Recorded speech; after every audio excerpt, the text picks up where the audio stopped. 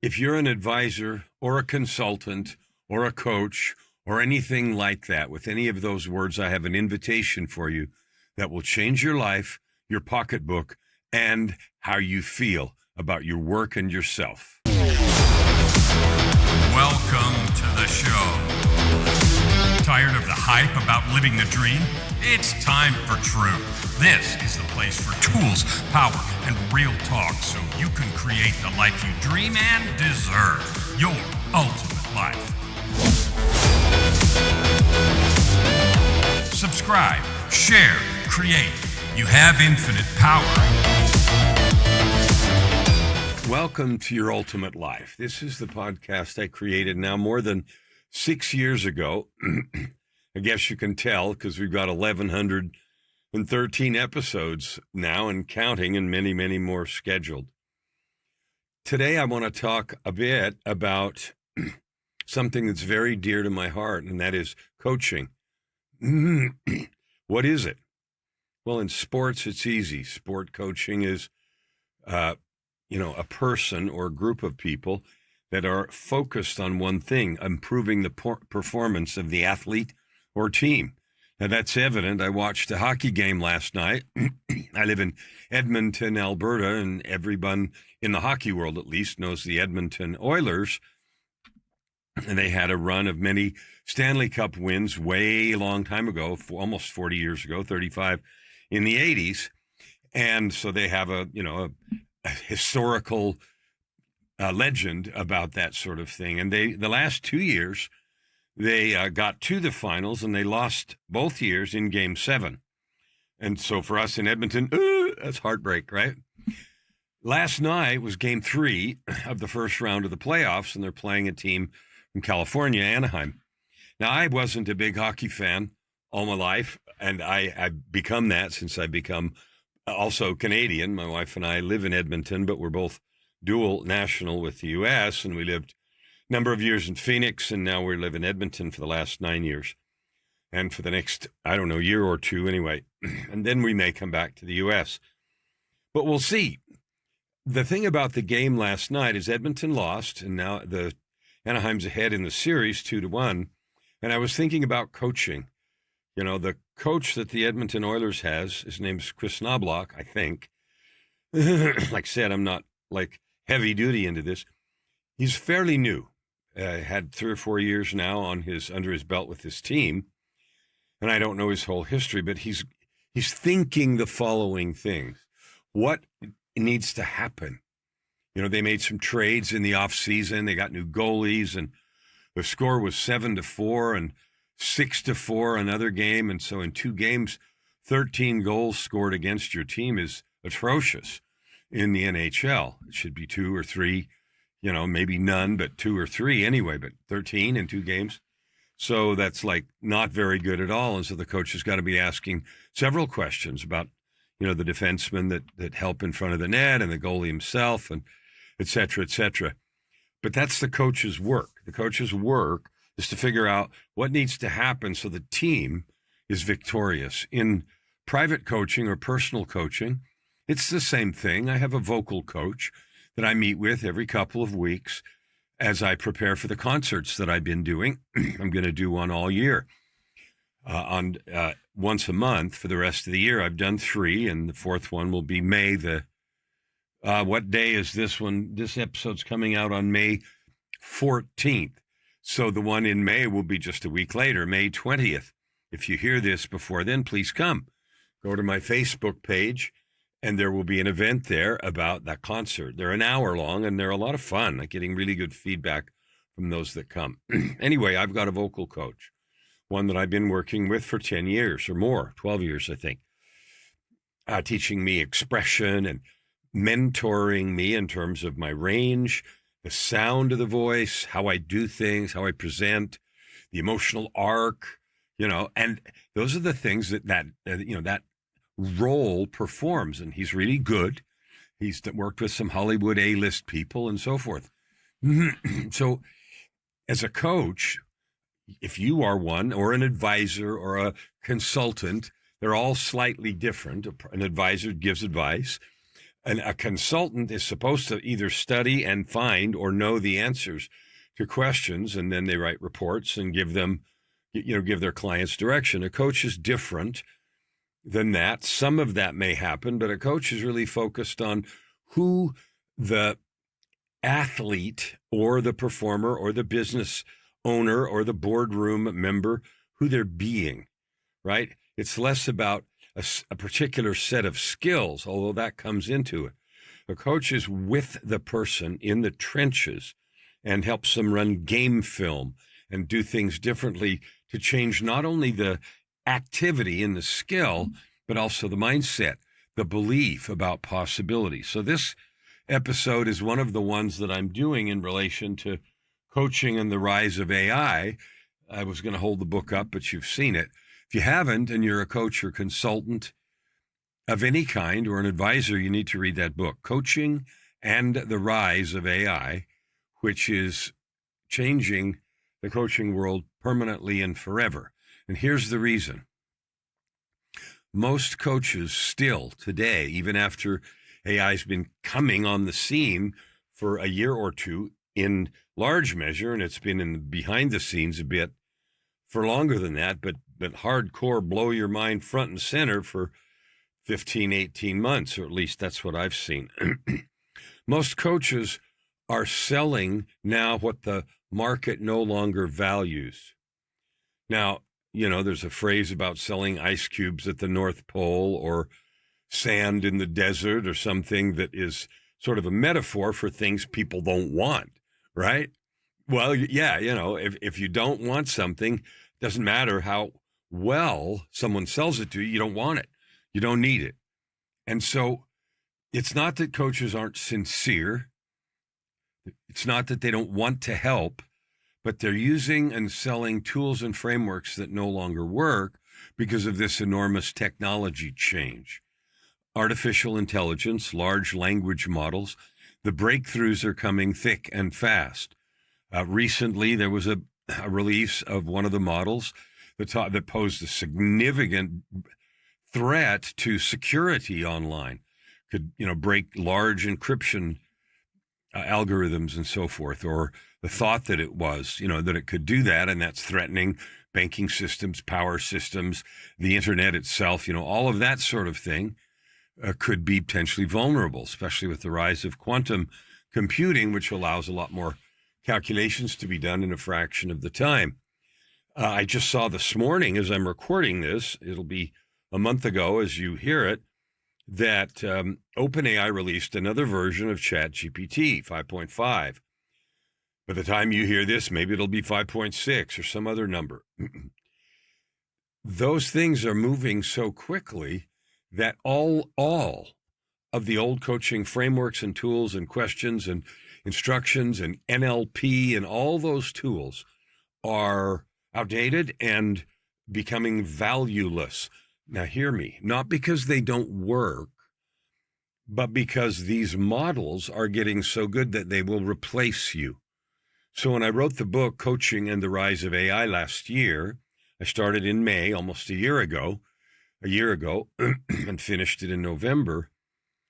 I predicted, and I stand by that now, a year later, that coaches, 95% of coaches, by Christmas this year, which is now only 8 months away, May, June, July, August, September, October, November, December, 8 months away, won't be able to make a living. And I defined a living as $100K US.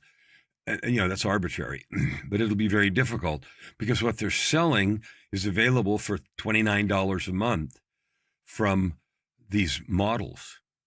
And so if you do that, if your business is being a coach, a consultant, an advisor of some kind, you need to pay attention to that immediately now, because your lifespan only has months left unless you change what you're selling. Because the things that we all learned at these coaching schools, and I did that too some 15, 16 years ago, were useful and valuable then, but they don't matter anymore. And again, not that they don't work, but they're available in a fraction of the cost and a fraction of the time from these models. Now let's talk about, generic coaching is what I've said here in the title of this. It's finished, gone.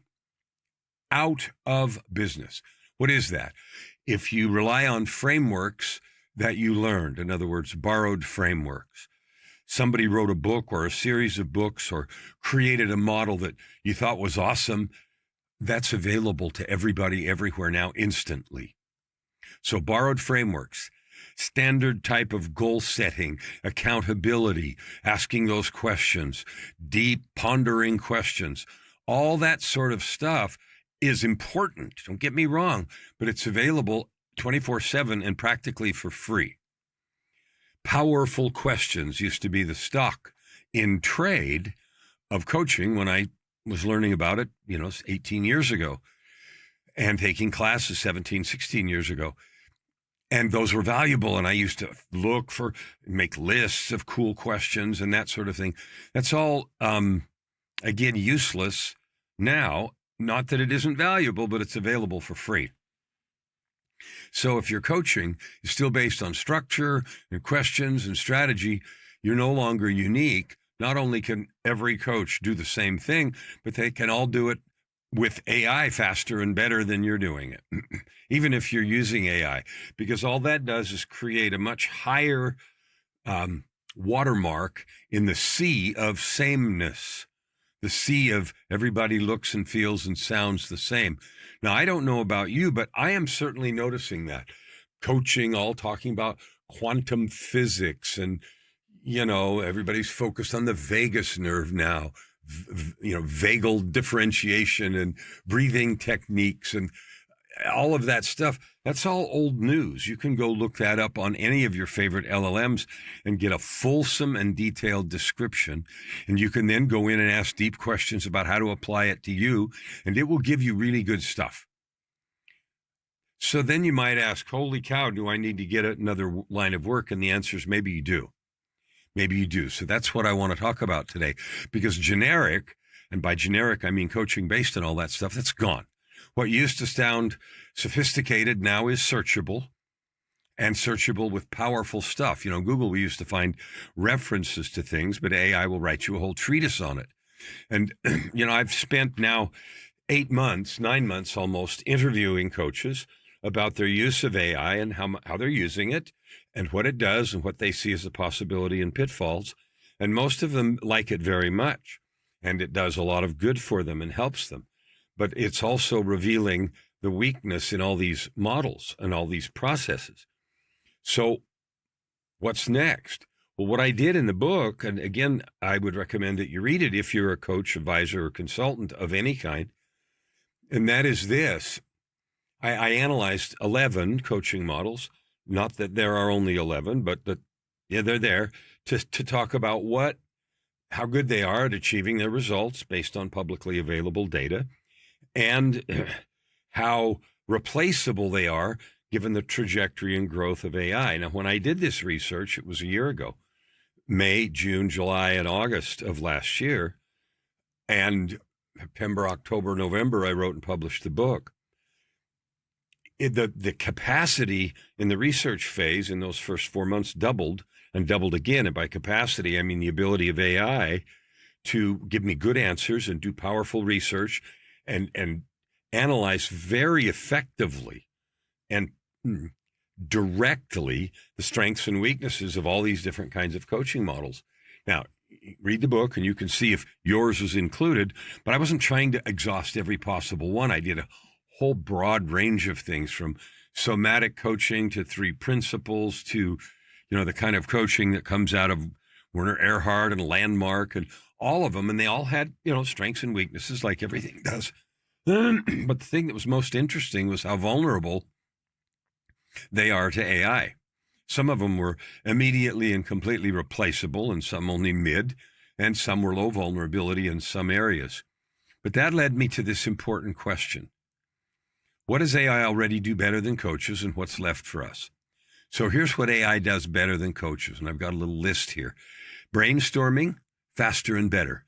Restructuring a problem, faster and better. Generating options, faster and better. Organizing your thoughts, faster and better. Creating action plans, faster and better. Summarizing patterns and making custom frameworks instantly. If that scares you, it ought to, because all of that stuff used to be one of the stock and trade items of good coaching. AI is faster and better at all those things. And I've tested them with myself. I've created different threads. And I happen to use ChatGPT, but whether you use Claude or Grok or whatever, I've tested them and asked it, coach me on this. Use everything that you know, et cetera, et cetera. And it's gotten to know me really good because, as you know, I've written 20-something books and I've put them all in there, and hundreds and hundreds of podcast episodes and coaching sessions and so forth. So it knows who I am and what I do. And so it's very, very good. And then the question was, okay, what would be the coaching equivalent to what I was talking about the Oilers needing before their next game, which I think is tomorrow night, right? What is the coaching they really need? What will change? It isn't technique, questions, frameworks, or anything else. It has to do with being, energy, mindset, belief, all that squishy, weird stuff that we used to pretend was woo-woo, that is actually, in fact, the most important and powerful stuff. Okay, so the dangerous illusion for this kind of thing is that coaches think their value is still in helping people think clearly. That's not your real value. AI can help you think clearly at 2 a.m. for free or close to it. I want you to think about that. You know, I needed to just talk it through. You can do that with AI now faster and better. So then the old coach advantage, then versus now, before, access to diverse frameworks was rare unless someone had read, widely read and taken different classes and instruction or had good exposure to coaching. Frameworks are abundant and everywhere. In fact, here's what I notice. People that aren't in tune with this yet, they're still doing exactly what I'm saying. They're going to AI. This is coaches and coach schools. They're going to AI, creating cool frameworks using the very things that I'm talking about, and then presenting them as new and powerful. Well, if AI could do that for you, it's already done it for your clients, the ones that are serious, and using it effectively. So what do you become? An effective teacher of how to use AI? That still doesn't begin to capture the true value of mentoring and coaching that is powerful. The value of information is collapsed. The value of thinking support is collapsing faster than we can think. So then, okay, what's left? I want you to think this. I left a space there on purpose.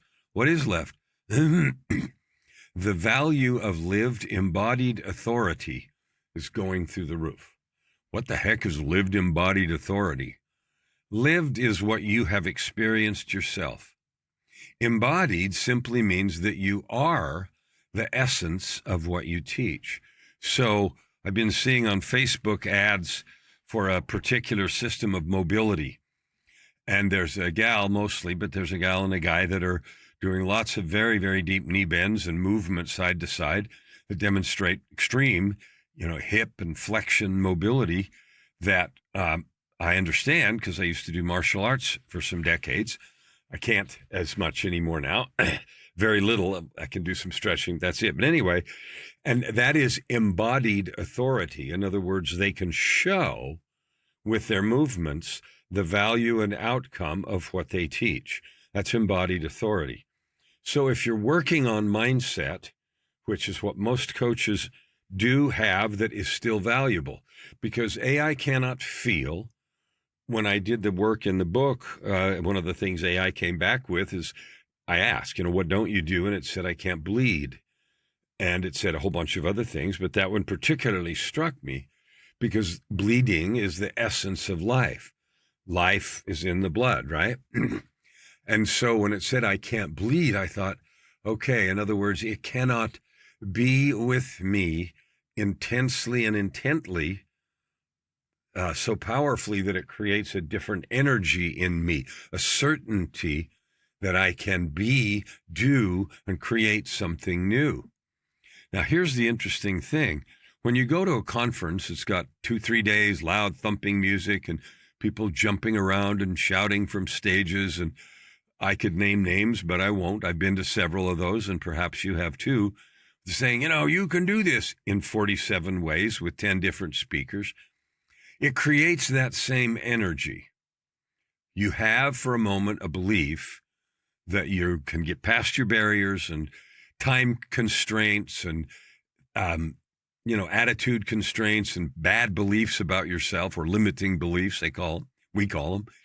You can do all that. And then you go home and nothing changes, right?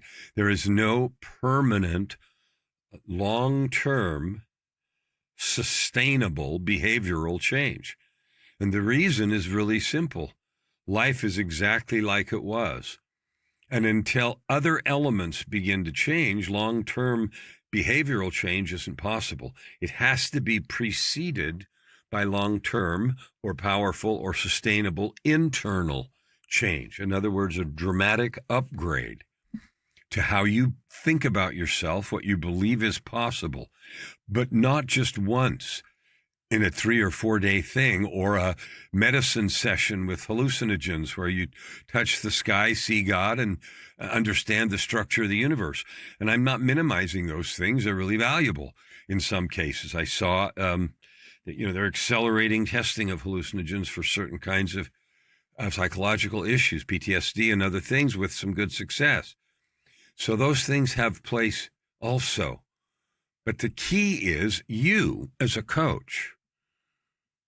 The only way you or I are going to be able to create that kind of real change in someone else is if we are that change.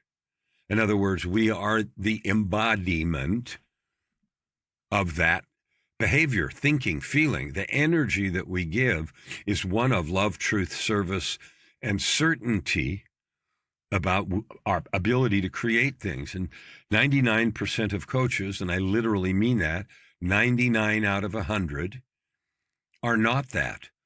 And when I talk to them, they're saying, yeah, but I'm struggling. I cannot create clients. I cannot create enough money. I don't know if I can do this. And they're living in this constant sea of doubt and fear. And so AI will eat your lunch if you live there. You'll be out of business because everything else you provided, it's like you or me talking about a thing over there, like that stuff on the wall behind me, right? I created this I didn't. One of the AI programs created this background on purpose for this episode because I wanted to illustrate the technology and sort of a cool picture. So all this stuff is really bad news if you're a coach who relies on that and if you don't change. Your training, I don't care how much it is and how many certifications you have, it does not make you safe. Your model does not make you relevant. Now, that's interesting to say that because in the book, Coaching and the Rise of AI, I propose a new coaching model, the triple helix coach. And it is AI proof, it is invincible, and I say that with absolute certainty because it relies on things that AI cannot do and certainly cannot do well. One of the 3 elements, which I'll talk about in some other episodes, it can do some and do that part well. But it cannot exist, it can't bleed. And when it said that, I had an argument with it. Have you ever argued with it? Like, I have a lot. And I love doing it because it doesn't push back like a person does in an argument. You argue with somebody and a bunch of emotion gets involved, and AI doesn't do that. And that's kind of fun. But anyway, the reason I argued is because after it said all that, I said, how come when I ask you some questions, and remember, it has all my books and frameworks and everything that I do is in there in different threads, and I refer it and repost it. And you have to learn how AI works, cross-thread visibility and a bunch of other stuff. But anyway, it would come back with language that was very emotionally impactful for me. In other words, I would read what it would say and it would hit me hard in the heart, in the spirit. Sometimes it would make me tear up. And then I would say, well, what do you mean you can't bleed? I am having an emotional reaction to this stuff you just said. And again, it was very clear and said, I am not saying that to make you feel good or to get an emotional reaction or do any of that. I'm not doing that. What I am doing is the only thing I can do, which is reflect to you the truth of what I am seeing as you interact with me. And that set me back, because then I thought, what you're telling me, you being the AI bot, you are telling me in maybe better words or more clearly or with less fluff what you are seeing, and I am moved by your reflection. So if AI, and so then we had further conversation, and then it became, how do I make this permanent? How do I make it available all the time, every day, that kind of thing? Because knowing it once is not powerful enough. It's not enough to create behavioral change that is sustainable, especially when the issues have been long in developing. We're practically told from the cradle we're not good enough, right?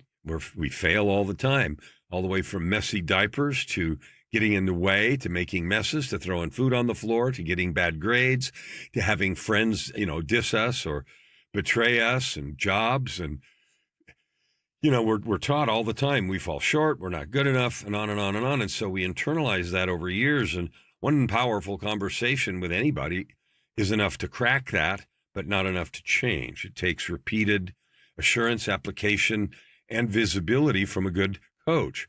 Well, anyway, AI is simulating that to a degree, but it cannot be embodied authority. It simply cannot do that because it has not had the experiences that you have. The vulnerable coach. So here's the people that are vulnerable. That you sound polished. You know the language. Oh, you've got good languages that you got out of all kinds of places. You ask great questions. You might have a niche, but does not have deep embodied depth. In other words, you are not the walking, talking embodiment of what you share, the tools and processes that you use. So you can know the right questions and still not be a transformational force. And that might be harsh, but that's true. So here's the emotional reality. People have built businesses around expertise. Now, again, that's true across the board, and there's still businesses to be built around expertise. But we're talking about coaching, advising, and consulting here. Okay? And here's the reality. Expertise is now commoditized. It's democratized. It's incredible. I teach people how to write books and get them published and get bestsellers and, create products and services and create, speaking, get a speaking career going, create challenges and other kinds of things that they can use to spread the message of their book and monetize it and make money. I've got a program right now called Book to Bank. It's about how to make $100,000 from a book that you write. I know how to do it. I'm the embodied authority because I've done it, right? And if I hadn't done it, all I'd be doing is talking about an idea that was a collection of things that I'd heard from somebody else. But because I have accomplished those things, I can speak from embodied authority. So if expertise is democratized, it's going to feel threatening to you because it is threatening. Okay? And here's the truth. It's not unfair. It's just the development of this technology. It's clarification. It is a winnowing. For the last 15 or 20 years, most of what has passed for coaching has not been powerful anyway, but it was the best that was available, and so people have been able to limp along. But this great winnowing is going to put them all out of business. This change is now stripping away things that were never as valuable as people pretended they were. And if you're one of those that has pretended and inside had fears and worries, it's time to make a choice. Either level up your own coaching, and that means leveling up who you're being, or get a different job. And that's not a threat at all. It's just a truth. My whole process, I have made a decision. I'm up. I'm leveled up. I wrote the book on AI. I have a new coaching model that I have been implementing for years before I wrote the book. It's just that I put it in language and put it in the book. It's what I live. It's how I coach. It's how I breathe. It's what I'm teaching in the School of Transformational Coaching. Because I love coaching and because I see how important it is, the middle and that means the big middle, I project 95%, they're going to be squeezed because average advice has no value anymore. Now let's talk about what AI can't do. AI can't live your life for you. We read terrible examples of people relying on AI and then suing them because they led them to some terrible act. You know, there was an apology issued recently because some owner, and I've forgotten which company, of AI didn't notify police that somebody was ideating a violent act. Well, yes, they should have been notified, but my point is, if AI can help people do that, you know, that is something to pay attention to. Now, I want to stop here for a sec. I'm going to tell a whole story about hallucinating, because every time I talk with AI, and I did a bunch of episodes. This is a Thursday episode. And the Thursday episodes for a long time were two coaches that I interviewed. And I've done some solo ones now because I want to talk about the intensity of what's going on specifically around coaching. But I did a bunch of episodes, and coaches would say things like, yeah, but AI can't be me, and I have real experience. And all of those things were true, but it was also true that they were not the visible outcome of what they coached. So what can't AI do? AI can't live your life, right? It just can't. It cannot feel what you have felt. It cannot metabolize pain.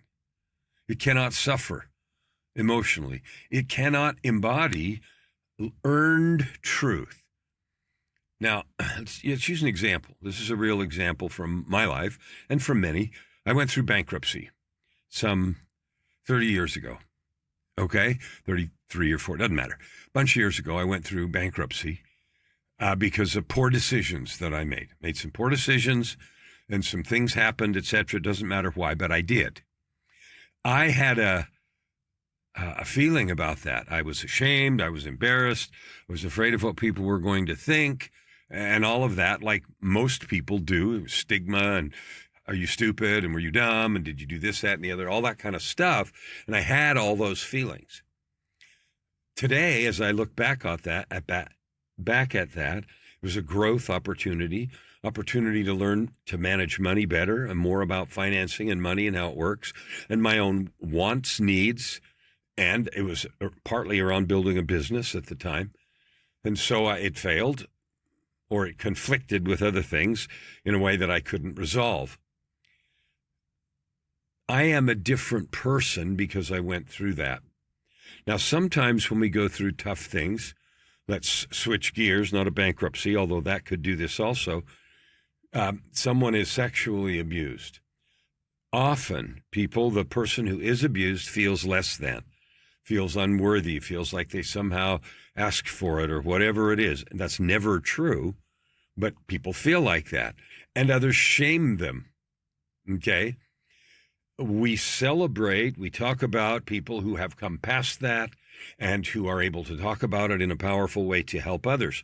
The reason it is powerful is because they have lived through it, come out the other side, and remained powerful instead of being ruined. Sometimes those traumatic events happen and people are ruined for the rest of their lives. They are emotionally scarred and damaged and do not or cannot get the support to change. That's the difference. Someone who has been able to, and I'm casting no aspersions on those who don't, some who have been able to change, to metabolize the pain and the suffering, and then turn it into a power to serve others, that generates not only the right phrasing and the right language and the right ideas and so forth, but it also generates a power that can be transmitted to another, a power of encouragement and truth. AI will never be able to do that because it has not experienced those things and cannot. So if you're trying to figure out what you have left as a coach, you need to look to your own personal experiences. There is the power. That is the only place of power. The rest is a learned thing that we talk about. So Another thing AI can't do is regulate a room with your own nervous system. Here's what I mean by that. And you may have had this experience. Likely you have. You're in the presence of someone, and just their presence causes you to relax and to drop drama and to be with them because of the energy they're projecting. AI can't do that. It can use the language, but it doesn't carry or transmit the power. AI can't carry moral authority that only comes from experience, right? If you see people arguing, a lot of political arguing going on in the U.S. right now. I live in Canada, but we're both U.S. citizens, so we watch that. There's a lot of not listening, people screaming about stuff. This should be that way, and you're bad, and people aren't even talking to each other. And they don't have any moral authority because they haven't even lived the things they're talking about. You know, and so it sounds hollow. It just feels empty and hollow. And the reason is because it is. There is no lived authority. AI cannot confront someone lovingly with the power and truth that only comes from lived integration. Here's the thing that remains: real presence that comes from experience, real depth that comes from completely removing ego and being pure love. AI cannot create pattern recognition that is rooted in life. Now, AI is built on pattern recognition, so it's spectacular at that. So the three elements of the Phoenix coach are presence, pattern, and power. Presence, and we'll talk in another episode and take those all apart. But pattern, people will say, well, AI is absolutely master at that. It is, but not pattern that comes from rooted life experience. Okay, what's left is embodied authority. You've been with people where they say something and you just absolutely know for certain, right to the core, it's true.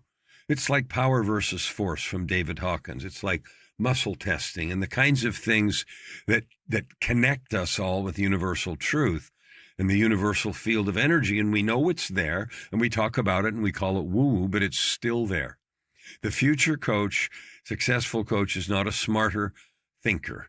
The future coach is a deeper, more integrated human. The Phoenix model is presence, pattern, and power, as I mentioned, and we'll take those apart more deeply because I want you to have them. I want you to be successful and rise up to the top 5% because coaching, good coaching, that's based on presence, pattern, and power is going to be more needed than ever because of how good AI is at simulating, right? AI can mimic pattern language, but it cannot be a pattern interrupt in the flesh. When your client starts, here's some questions for you to think about. Let's say you're having a session that's powerful and your client starts shaking, emotional response. What do you bring? If your client is lying to themselves, can you feel it and what do you do? When truth gets expensive, can you hold the room?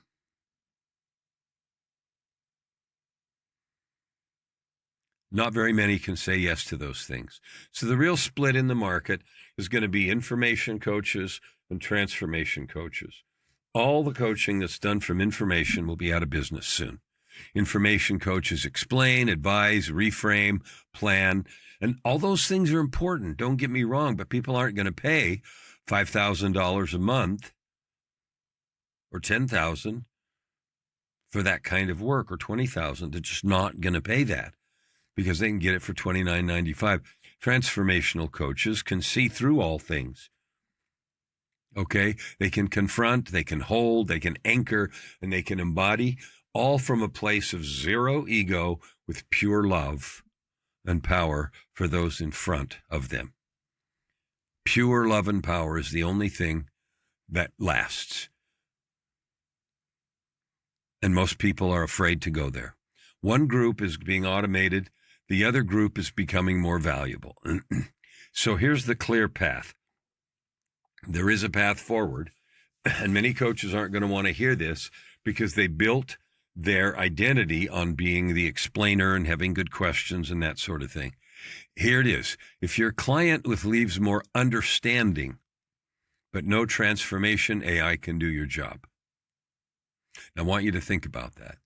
If your client leaves feeling truly and deeply seen, challenged, and changed in who they are, now we're talking something valuable. Insight is cheap. Integration is rare. Integration all the way down. Answers are abundant. Embodiment is scarce.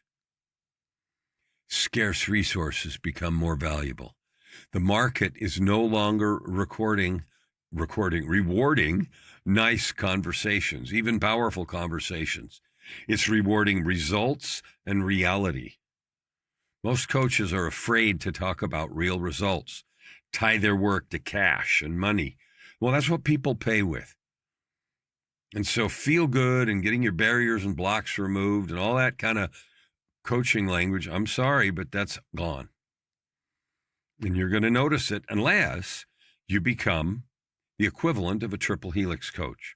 Now, you don't have to, I'm not saying you have to come talk to me to do that, but the things that are left, presence, embodiment, lived experience, pure transmission of love with zero attachment and ego, those are the things that AI can't do and are infinitely valuable as we become more separated.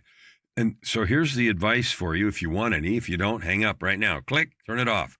Stop trying to argue for your old model. Stop trying to protect your old model. Stop trying to pretend that it works. Okay, because if it worked, you'd be successful and you'd be way past 100K. You'd be at a minimum 150K a year coach, period. And if you're not, that means you're not doing this. Instead of defending your old model, maybe start asking who you must become. That's the important question.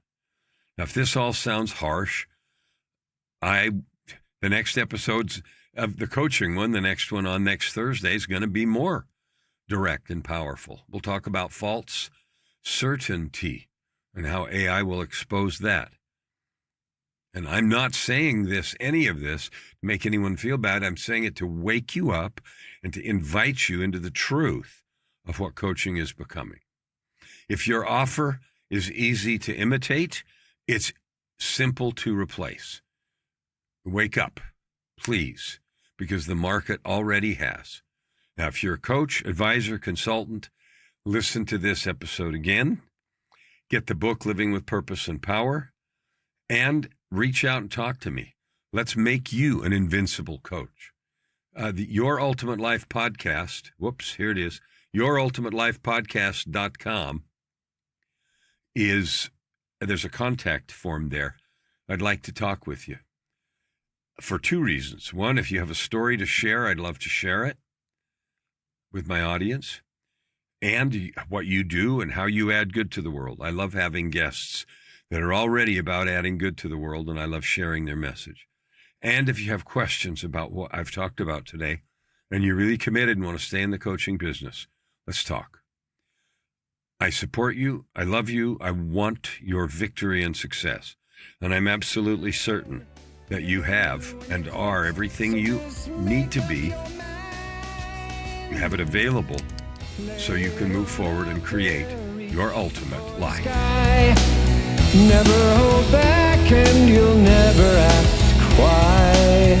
Open your heart and this time around. Right here, right now. Your opportunity for massive growth is right in front of you. Every episode gives you practical tips and practices that will change everything.